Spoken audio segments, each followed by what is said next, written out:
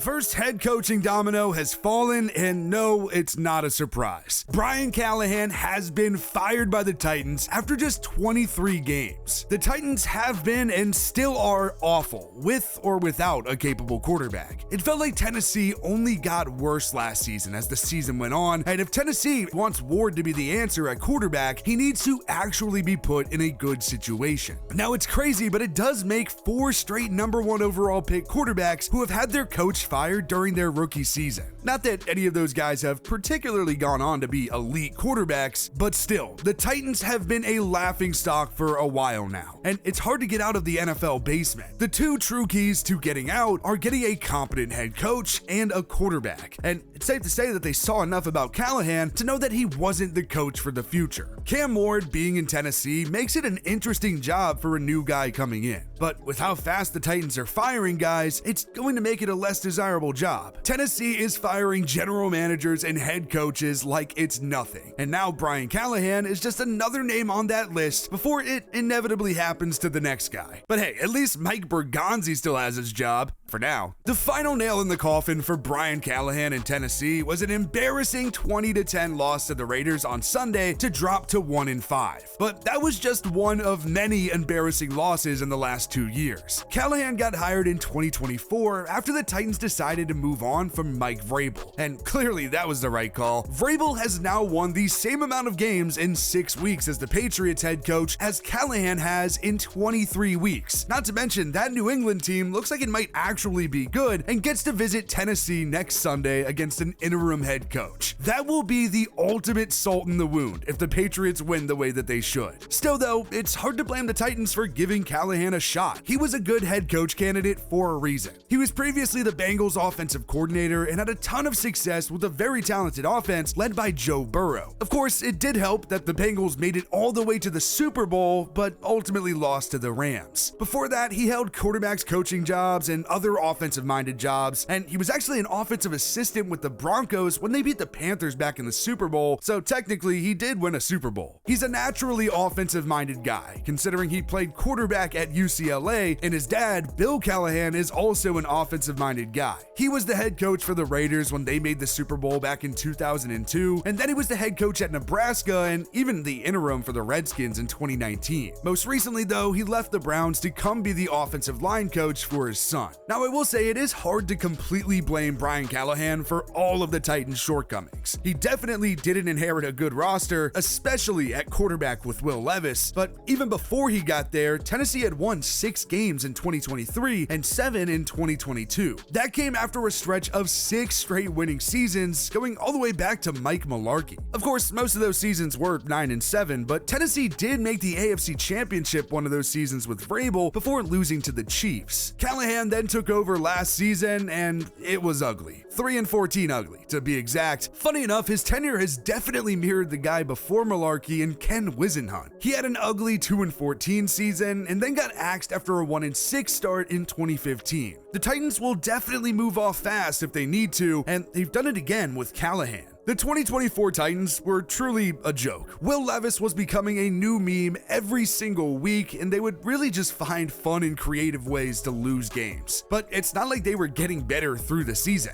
If anything, the end of the season was way worse than it was at the beginning. After an 0-3 start, the Titans beat the Dolphins for Callahan's first head coach victory. Ironic enough, it actually came after Levis got injured and Mason Rudolph had to come in and lead the Titans to the win. That got them to the bye week, and then things really didn't change much. They were 1-6 and ended up beating the Patriots in overtime in week 9. I mean, it just goes to show you that that was just not a good Patriots team at all, but Nick Folk ended up coming up big with the game winner in OT after the Pats scored on the final play of regulation to push it to OT. But just 3 weeks later, the Titans actually won again, beating the Texans as Levis tossed 2 touchdowns. That put the Titans at 3-8. Pretty good for a very bad season, but then there was just no improvement. The season ended with with 6 straight losses for a 3-14 record, and it was just an ugly year. Levis and Rudolph essentially split the season, but combined to throw for 22 touchdowns and 21 interceptions. Neither was particularly better than the other, it was really just a lot of meh. Calvin Ridley was the clear top target with over 1,000 yards and 4 touchdowns, and nobody else even had 500 receiving yards, although Nick Westbrook-Akine and Chig Okonkwo got pretty close. Not to mention that Westbrook-Akine was the touchdown machine on the team. Dude had 9, and now he's on the Dolphins. Then it was really the Tony Pollard show on the ground with over 1,000 yards and 5 touchdowns. Harold Landry had 9 sacks, and he actually went on to follow Mike Vrabel to New England. Arden Key had 5 sacks, Jeffrey Simmons had 5, and already has 4.5 sacks this season, by the way, but those guys are still with the Titans. Amani Hooker also had 5 interceptions and is just a true ball hawk there. I mean, there were definitely some obvious standout players, but it was an awful season. Now, on the bright side, when a team is bad, there is some good news that comes along with that, a high draft pick. And the Titans were just bad enough to get the #1 overall pick and were able to take Cam Ward, a guy who definitely could be the future franchise quarterback in Tennessee if he was developed correctly. But that's a big if, and that hasn't exactly gone well for the Titans. There have been a lot of shots on quarterbacks in Tennessee. There was Will Levis in the 2nd round in 2023, and then Malik Willis in the 3rd in 2022, but it goes way deeper than just those 2 guys. Marcus Mariota in 2015, Jake Locker in 2011, Vince Young in 2006, all 1st-round guys. Quarterbacks just haven't stuck around or turned into the franchise guys in Tennessee. And whether or not Cam Ward is good enough to break that trend, if the situation around him sucks, it'll be borderline impossible. He got plenty of experience in college across 3 schools, but Miami was definitely his best season. He ended up going #1 overall, making him the only 0-star recruit to go #1 this century, and Ward even got permission to wear Warren Moon's #1 jersey. There are some serious expectations around this guy, and they need him to be the savior. And so far, well, he's a rookie, and his team just isn't good. I mean, I don't know what many people expected. He has 1,101 yards to go with 3 touchdowns and 4 picks, and he's already been sacked 25 times. His top receiver has been Ridley, as expected, but it hasn't been much. He has just 290 yards on 16 catches. Then Okonkwo has 218 on 23. Then Alec Iomanner has already made an impact as a 4th-round rookie. He has 17 catches for 196 yards, but has 2 of Ward's 3 passing touchdowns. Pollard then has 92 carries on the ground for 362 yards and 2 touchdowns. A trip to injured reserve for Tyjae Spears due to a high ankle sprain definitely didn't help the offense either. Simmons is the guy that definitely still sticks out on the defense, but I was honestly surprised to see Cody Barton already has 2 picks this year. The big issue for the Titans is that both sides of the ball stink. If one side is playing well, the other will find a way to disappoint, and that's been the story all season. The lone win this year came in week 5 against the Cardinals, and that broke a 10-game losing streak going all the way back to last season, and it wasn't exactly a textbook or good win for Tennessee, but at the very least it did show that they could fight. They went down 21-3 in the 2nd quarter and were still down 21-6 entering the 4th quarter, but Pollard rushed for a touchdown, and then, well, I don't even know truly how to describe this here, but Tyler Lockett then had one of the touchdowns of all time. He recovered a fumble in the end zone after Cam Ward threw a pick, and then it was knocked out, so not exactly how the Titans drew it up, but I guess it worked. And then Joey Slye drilled a 29-yard field goal to win it as time expired, giving Ward his first ever win despite him struggling a bit. And that was a much needed confidence boost because the Titans were already 0-4 coming into the game. It probably saved Callahan's job for the time being, and it definitely seems like that now, but they didn't respond to play better against the Raiders the next week. Las Vegas was on a 4-game losing streak of their own and were clearly better and ended up winning. Tennessee didn't score in the first half and was down 20-3 before a garbage time Ward touchdown pass to David Martin Robinson. It was truly embarrassing, and that's really just been what the entire Brian Callahan tenure has been.